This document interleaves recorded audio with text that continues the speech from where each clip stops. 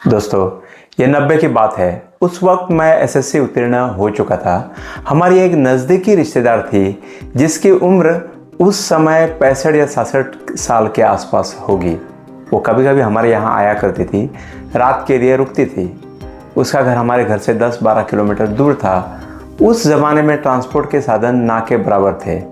जब वो घर से निकलती थी तब एक बड़ी सी थैली अपने साथ रखती थी।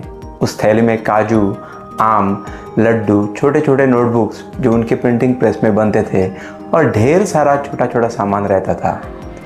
हमारे घर पर पहुंचने तक उसका थैला करीब करीब खाली होता था, क्योंकि बीच सफ़र में हर एक छोटे बच्चे को या बुजुर्ग को सामान बांट देती थी। सब लोगों से उसे लगाव था, मुझसे उसे विशेष प्यार था। नोटबुक्स और फ्रूट वो मेरे लिए बचाए रखती थी। बहुत बार वो हमें अपने बचपन की कहानियाँ सुनाती थी, उसके ज़माने के संघर्ष से हमें रूबरू कराती थी। एक दिन एक खबर आई कि वो लाइलाज बीमारी से जूझ रही है। बीमारी के कारण उसका हमारे यहाँ आना कम हुआ। उन दिनों हमारे गांव में संपर्क के साधन ना के बराबर थे।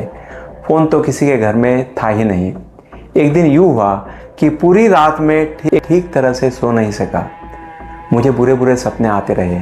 मैं कई बार जगा और सो गया। अजीब सी घबराहट महसूस हो रही थी। मेरे पिताजी का भी वही हाल था। वो भी बुरे सपनों की वजह से ठीक से सो नहीं पा रहे थे। करीबन सुबह 7:30 बजे एक आदमी मैसेज लेकर हमारे यहाँ आया। हमारी वो रिश्तेदार चल बसी थी। दोस्तों, तब से आज तक सपने मेरे लिए एक रहस्य बन चुके हैं। आज के वीडियो में हम सपनों के बारे में ही जानेंगे। हमें सपने तो आते हैं, लेकिन सपने कैसे और क्यों आते हैं इसके बारे में हम बहुत कम जानते हैं। सपने का उगम या निर्माण कोई नहीं जानता। हाँ, सिगमंड फ्राइड, कार्ल जंग और अन्य कुछ वैज्ञानिकों ने इसके बारे में गहरा संशोधन जरूर किया है, लेकिन यह संशोधन मर्यादित स्वरूप का है। आखिर क्या होता है सपना और हम क्यों देखते हैं सपना? क्या वाकई कुछ सपने सच में तब्दील हो जाते हैं? क्या सपना कॉमन भी हो सकता है? यानी जो सपना मैं देख चुका हूँ, क्या सिमिलर टाइप का सपना आप और कई लोग भी देख चुके हैं? इन सब सवालों का जवाब हम इस वीडियो में ढूंढेंगे। आगे बढ़ने से पहले आपसे अनुरोध है कि इस वीडियो को लाइक करें, साथ साथ मेरे चैनल को भी सब्सक्राइब करें। दोस्तों, एक सवाल हमेशा उठता आया है कि जो सपना मुझे आता है, क्या सिमिलर सपना किसी और को भी आता है?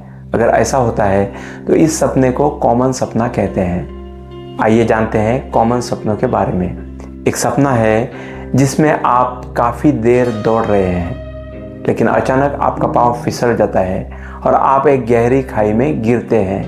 दोस्तों, ये एक ऐसा सपना है जो लगभग हर एक इंसान को आता है। ये सपना क्यों आता है, ये एक रहस्य है। एक और सपना जो बहुत लोगों को आता है वो ये है कि आप बीमार हैं और आपकी बीमारी लाइलाज है। आपकी तबीयत बिगड़ती जा रही है और आपकी मृत्यु हो जाती है। आप अपनी मृत्यु होते खुद देख रहे हैं। और एक सपना जो फ्रिक्वेंटली आता है वो ये है कि आप ग्रेजुएट होकर बहुत समय गुजरा है, आप जॉब पे भी है, लेकिन अचानक आपको यूनिवर्सिटी से फ़ोन कॉल आता है कि 10-12 बरस पहले जो एग्ज़ाम आपने पास किया था उसके आंसर शीट्स कुछ कारणवश फिर से छाने गए हैं और उसमें दरअसल आप फेल हो चुके हैं। डिग्री सर्टिफिकेट मिलने के लिए आपको पूरी परीक्षा फिर से आंसर करनी पड़ेगी। आप इससे बहुत टेंशन में आते हैं कि अब फिर से परीक्षा कैसे दें। आपको सोचता तक नहीं कि अब आप क्या करें।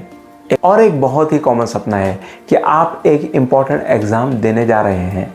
आपका एग्ज़ाम शुरू होने में सिर्फ 10 मिनट बचे हैं, लेकिन आपको पेन ही नहीं मिल रहा है। आप पूरे घर में पेन को तलाश रहे हैं, लेकिन वो मिल ही नहीं रहा है। एग्ज़ाम का समय निकला जा रहा है, आपको पसीना आता है और आप बहुत चिंताग्रस्त होते हैं।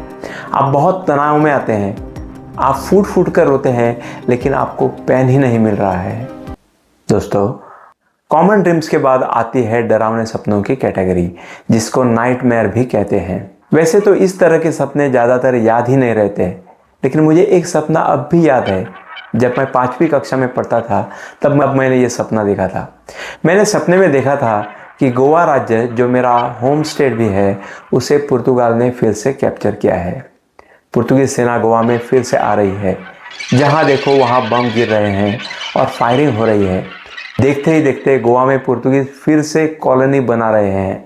इस कैटेगरी में और एक कॉमन सपना आता है। आप खेत में सैर करने हेतु आए हैं, लेकिन आपके पीछे एक जहरीला नाग पड़ता है।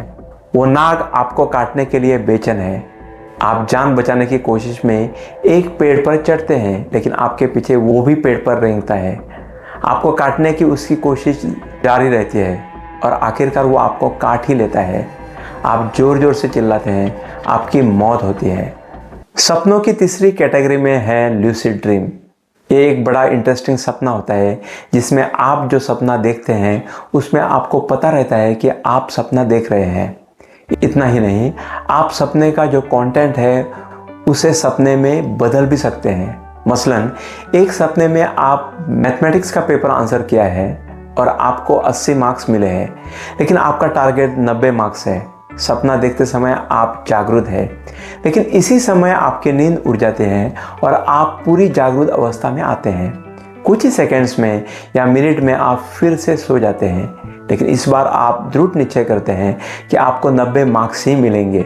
आपका टूटा हुआ सपना फिर से कंटिन्यू हो जाता है और आप देखते हैं कि आपको सपने में 90 मार्क्स मिल रहे हैं।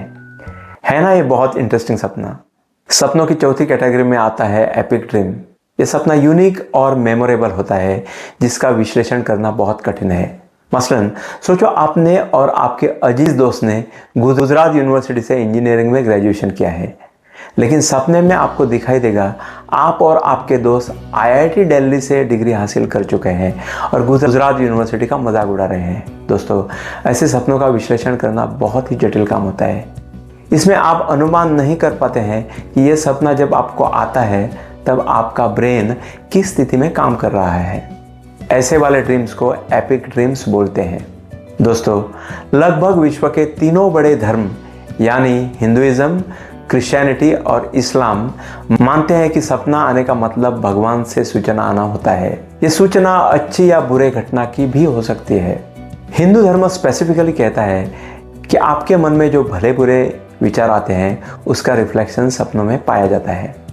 क्रिश्चियनिटी कहती है कि कई बार सपनों के द्वारा भगवान इंसान को आगे घटने वाली बुरी घटनाओं का संकेत देते हैं।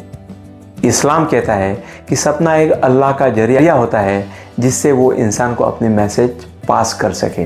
लेकिन दोस्तों, एक सवाल आता है कि आखिर सपने क्यों आते हैं। साइंटिफिक रिसर्च कहता है कि सबकॉन्शियस माइंड में अधूरी इच्छा या कोई भी तीव्र इच्छा, डर या अन्य कोई सिमिलर इमोशन सपने के रूप में मस्तिष्क में चलचित्र बनाते हैं। इसको ही सपना बोलते हैं। दोस्तों, सपना नींद में आता है। नींद दो प्रकार की रहती है। पहले प्रकार को NREM यानी non rapid eye movement sleep कहते हैं और दूसरे प्रकार को REM स्लीप यानी रैपिड आई मूवमेंट स्लीप कहते हैं। जब कोई इंसान सोता है तो पहले उसके ऊपर NREM प्रकार की नींद हावी हो जाती है, जिसमें 3 स्टेजेस भी रहते हैं। सबसे पहले स्टेज को लाइट स्लीप स्टेज बोलते हैं। यहाँ हल्की नींद आना शुरू होती है।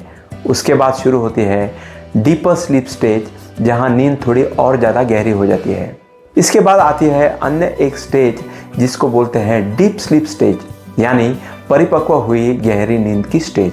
ये तीनों स्टेज जब पार होती है तब REM स्लीप स्टेज यानी रैपिड आई मूवमेंट स्टेज शुरू होती है। और दोस्तों, इसी स्टेज में सपने आते हैं। अब जानते हैं सपनों के बारे में कुछ रोचक तथ्य।